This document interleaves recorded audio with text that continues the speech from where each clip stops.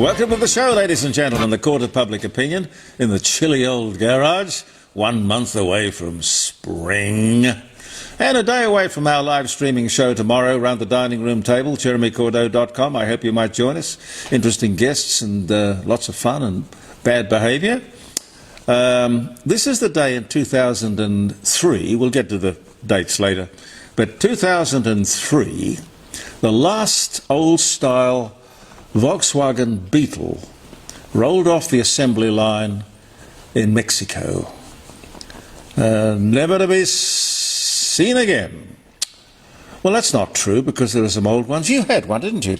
I did. I recently sold it. Yeah. Gary's here, Pete's here. 1964, one owner. 1964. Caroline, you've got a piece of breaking news? Are you on the first or second? Second. Huh. It'll be very old news by then. Give me the news. Hot? Well, not exactly hot off the press, but is Jacinta Allen staying? Is she going? No, this is more suburban. This is about tomatoes. Tomatoes? ABC. Chinese tomatoes. Tomatoes? 7:30. You've interrupted this amazing piece of broadcasting to tell me about what? You see, if you tune into this posting, you just never know what the hell is going to happen. And we never do edits.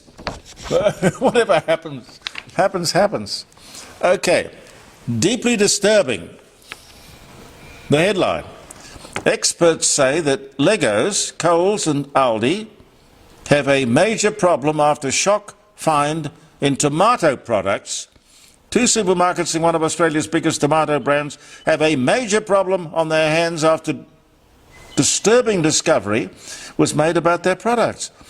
The ABC Four Corners on Monday aired a story showing how independent scientific testing revealed, I know that was on because I saw it being promoted, but I just didn't find it interesting. No offence. You don't cook. No, I don't cook. Anyway, they revealed, they love revealing things on Four Corners, revealed dozens of tomato paste and tomato products in Aussie supermarkets do not match the country of origin stated on their labels, to which I'm kind of inclined to say, so what? No! Why? I only buy them. You buy them because they're Australian? Australian or Italian.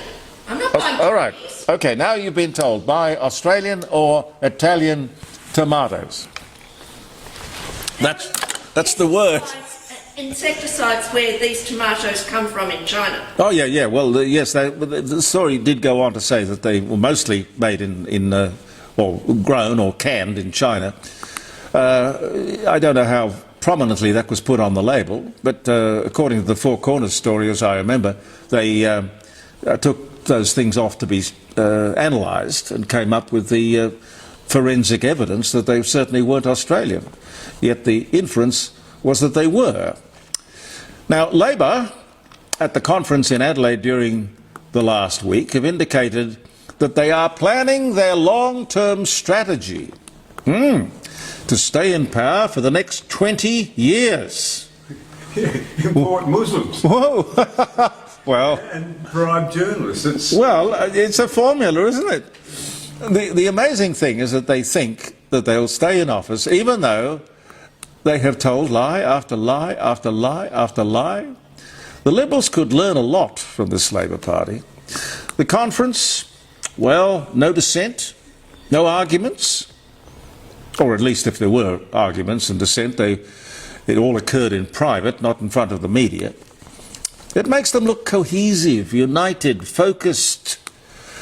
What happened behind closed doors was, of course, possibly completely different. In a wrap-up of the conference, David Spears interviewed Anthony Albanese, the Prime Minister. Most interesting interview. When asked directly, did you attend a dinner with Felix Lee in his Point Piper mansion recently? Now, this guy, Felix Lee, is 25, I think. He is the son of a wealthy Chinese businessman who 9 newspapers allege is the subject of a taxation department investigation. He's being accused of illegally bringing money into Australia. According to the paper, anyway, that's according to the paper. Well, the Prime Minister, he ducked and weaved, and indeed he squirmed, particularly about the alleged $1 million donation to the Labour Party, which resulted from the dinner. Dinner? I attend lots of dinners, he said. Yes, Prime Minister, but I'm talking about the one with Felix Lee. I go to lots of functions. PM, you must remember this one. I've never seen him so uncomfortable. Wow. There has to be more to come here. Gridlock in the real estate industry. Last weekend, the auctions, one of the worst in living memory. People are frightened to buy and people are frightened to sell. As I say, gridlock. Not good. I wondered, you know, how long it would take before this government took a greater interest in the $4.5 trillion superannuation funds. There are about 30 of them. They are charged with the considerable responsibility to sensibly, conservatively and carefully invest our retirement savings in the safest, most productive way. It's an awesome responsibility. So it's interesting to see the Climate Council has commissioned research into how much of our savings are being channeled, invested by these big super funds in, guess what? Renewable energy. Well, I tell you, they discovered that it's about 1%. The superannuation companies are investing about 1% in green or renewable energy. And that tells me loud and clear that these funds have looked at the risk and return or risk and reward that renewables would represent, because there are strict guidelines imposed upon superannuation companies to safeguard our savings, and bless them for that. There is no doubt that the government will now be lobbied to change these guidelines to encourage direct, or perhaps I could say force, require super funds to invest in an area that the super funds have decided are unattractive. If government does this, that is, to force our savings into this stupid renewables industry, I think this will demonstrate their obsession with net zero ideology, and that they are more than happy to throw us and our retirement savings under the bus. We must leave these investment decisions to the people who know, the experts. Watch that with careful attention. That's going to affect everybody. It's amazing. And that's not out there in the wide world of the media. Should be. Channel 7 ran a story about kids aged between 7 and 12. 7 and 12! Who had attacked private homes and various establishments in Coober Pedy. They were strangely exonerated, those kids. Is that because of their age, or was it because they were Aboriginal? I would love somebody to tell me, because the truth is, when you let people off, no consequences.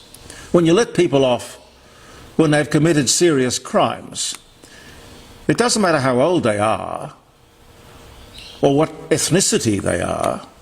The law is there to protect people and property and set and uphold standards. Stop with the social engineering. Outback towns are becoming notoriously dangerous and unlivable. Too much booze and not enough parenting. I'm told that Pension Day and Royalties Day are the most dangerous. But that also doesn't get a lot of coverage in the media. And oh, by the way, I saw on 7 News, I think it was, that the Yalata people on the Nullarbor Plain require us, that is, white Australians, to get written permission, a licence, to enter various parts of our own country. Now that's apartheid. Why was that allowed? Who decided that was a good idea? Why is it permitted? We are one nation. Can you imagine what would happen if there were areas of Australia where Aboriginals were banned or not allowed or had to get permission before they could enter? Can you imagine the outrage?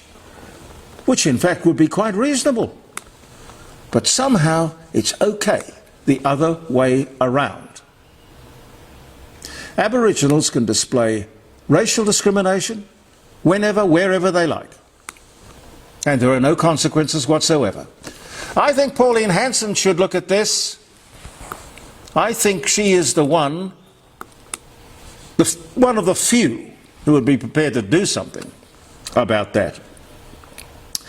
It's 50 years on since, it's amazing sort of everything sort of happened around the 70s. It's 50 years on since the new Family Law Act came into force. The architect of which was one Lionel Murphy, later Judge Lionel Murphy, then Chief Judge Lionel Murphy, and even later imprisoned Judge Lionel Murphy for perverting the course of justice.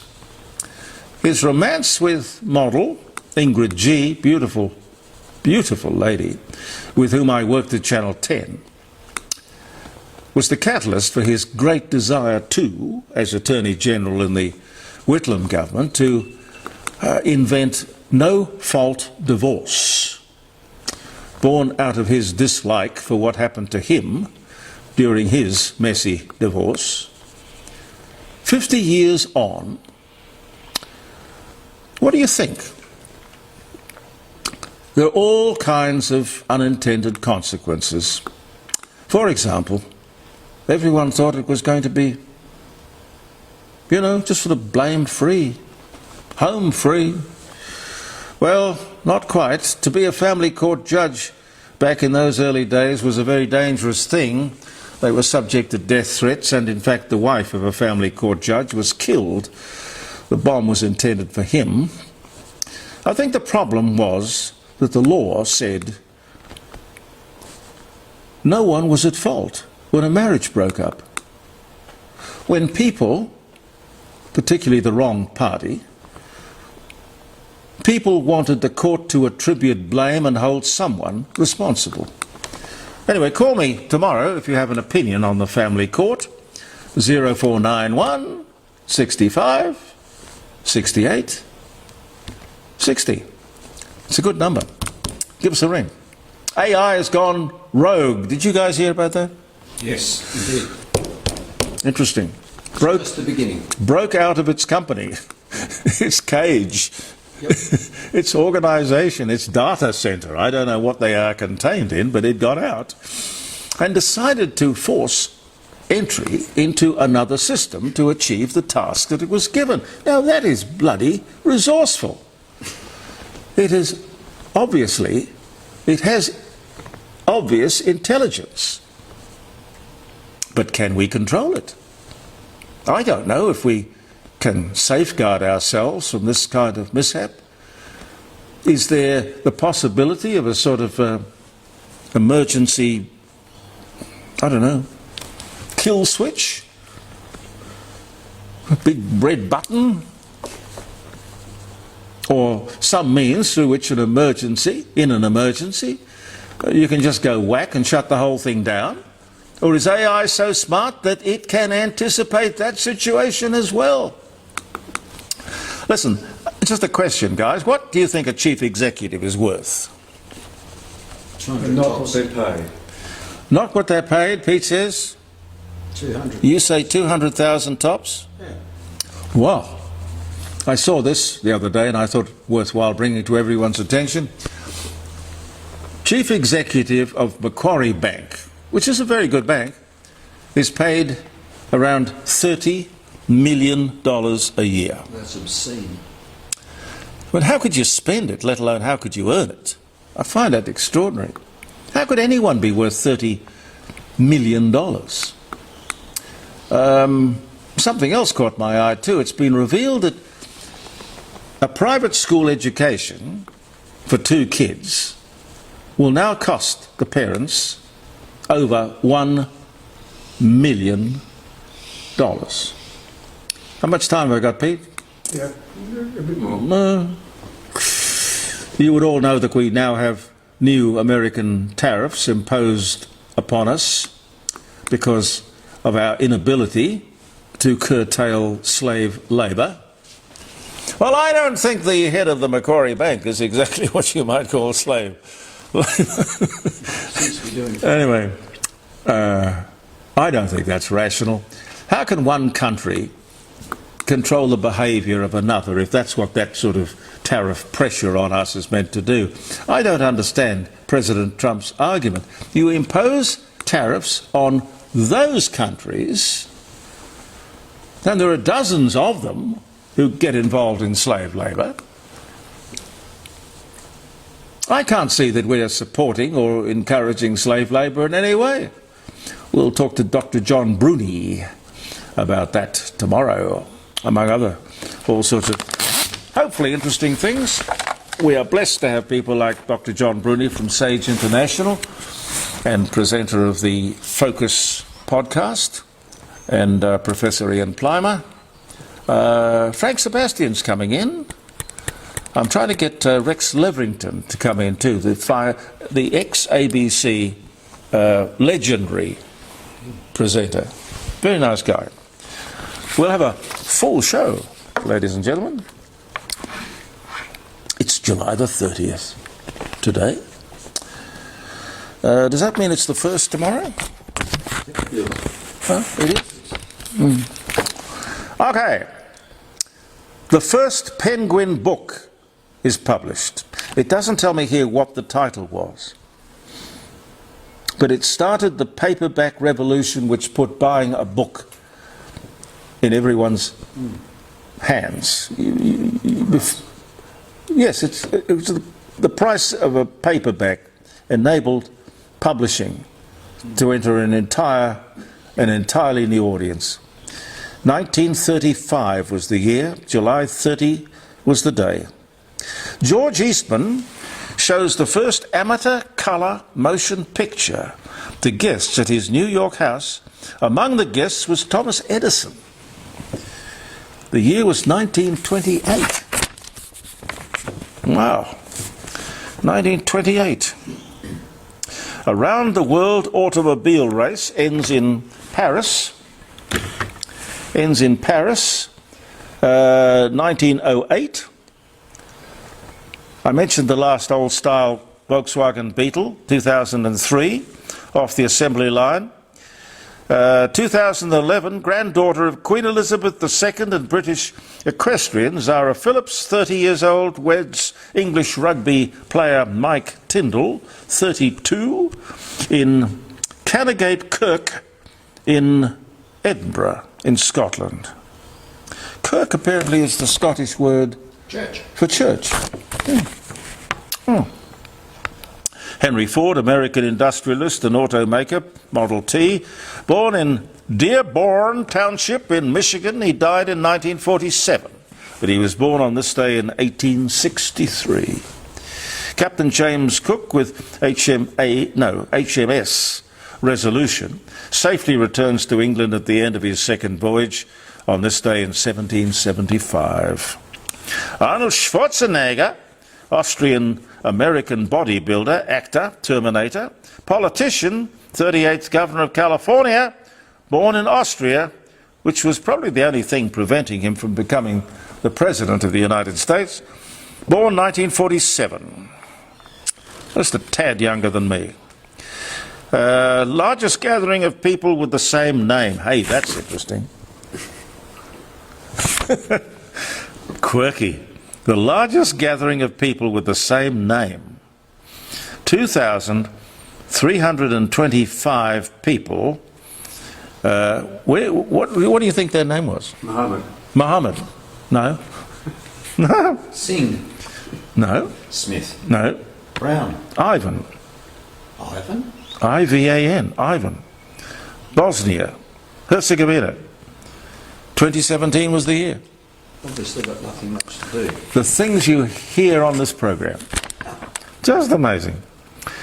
After delivering the atomic bomb across the Pacific, making it appear to be a very casual event, the cruiser USS Indianapolis is torpedoed and sunk by Japanese submarines. 880 of the crew died, many after being attacked by sharks. The inspiration, apparently, for the movie Jaws, 1945, on this day. Sid Croft, Canadian puppeteer and television producer, with his brother, Marty, H.R. Pufnstuf, Land of the Lost, Sigmund and the Sea Monsters, Donnie and Marie, born in Montreal, Quebec, on this day in 1929. American singer Barbra Streisand opens for pianist Liberace at the International Hotel in Las Vegas, Nevada, on this day in 1963. The Society of Freemasons opens its first American lodge in Boston in 1733. Are you Freemasons? No. You never know. Apparently they have a funny handshake. My father was a Freemason. Did he have a funny handshake? Indeed he did. Okay. Yes, Did he wear one of those little belts with all the Indeed he did. tassels My in them? grandfather was a Grand Bull Bison. A grand bull bison? Well, you and Dave have got a lot in common. I've always had an affinity for Dave. Husband Lodge. I love it, I love it, I love it. And Paul Anka, I love Paul Anka, Canadian-American singer, Put Your Head on My Shoulder. Diana. Cuts forever, I will pray, you and I will... What was it? I can't remember. I can't, no. One of my favourite songs. 1941 he was born. Lonely boy, I'm just a lonely boy. Songwriter, It Doesn't Matter Anymore, which is Buddy Holly. Buddy Holly. He wrote that for Buddy Holly. My Way, he wrote for Sinatra. Well, more correctly, he put English words to My Way. She's a Lady, born in Ottawa, Canada. Happy birthday, dear boy. And one more, the world's longest running music show, Top of the Pops, is broadcast for the last time on BBC Two after airing for 42 years. 2006 was the year. They don't make them like they used to. I look forward to seeing you tomorrow. Well, not seeing you so much because it's not televised. This is visual. Around the dining room table is audio. 3 hours, live streaming, phone calls, lots of interesting guests. JeremyCordeau.com. Simple radio is probably the best way to get hold of it, or you can just do it on your Safari or however you pick up these things. It's all a mystery to me. I'm just glad that you do. Believe in yourself, and thank you for viewing the Court of Public Opinion. Bye for now.